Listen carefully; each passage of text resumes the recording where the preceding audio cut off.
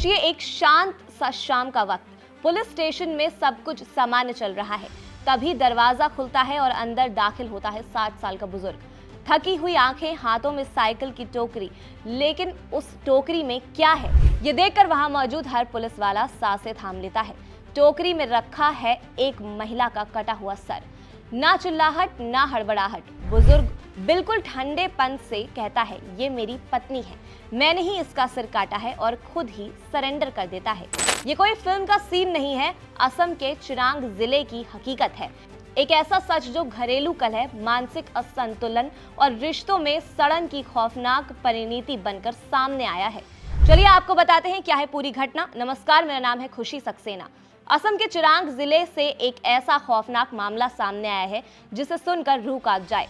शनिवार शाम 60 साल का एक बुजुर्ग व्यक्ति अचानक थाने पहुंचा, लेकिन उसके हाथ में जो था वो देखकर पुलिस भी सन्न रह गई। वो अपनी पत्नी का कटा हुआ सिर साइकिल की टोकरी में लेकर थाने आया था और खुद ही सरेंडर कर दिया।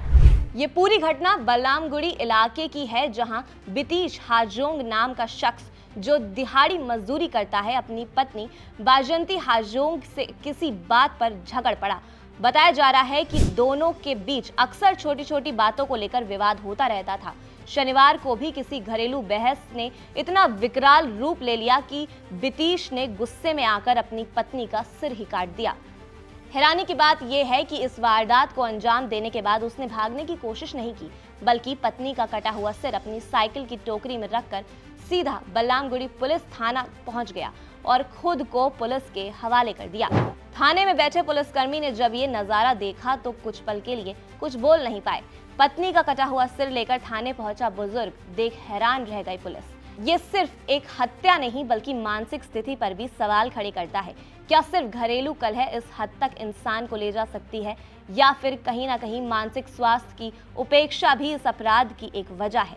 चिरांग की अतिरिक्त पुलिस अधीक्षक रश्मि रेखा शर्मा ने जानकारी दी कि शव को पोस्टमार्टम के लिए भेज दिया गया है और फॉरेंसिक टीम ने जरूरी सैंपल इकट्ठा कर लिए हैं। पुलिस ने बितीश को हिरासत में ले लिया है और आगे की जांच जारी है। अब सवाल ये उठता है कि क्या इस घटना से हम कुछ सीख सकते हैं? क्या बढ़ती घरेलू हिंसा और मानसिक तनाव को समय रहते समझना जरूरी नहीं है?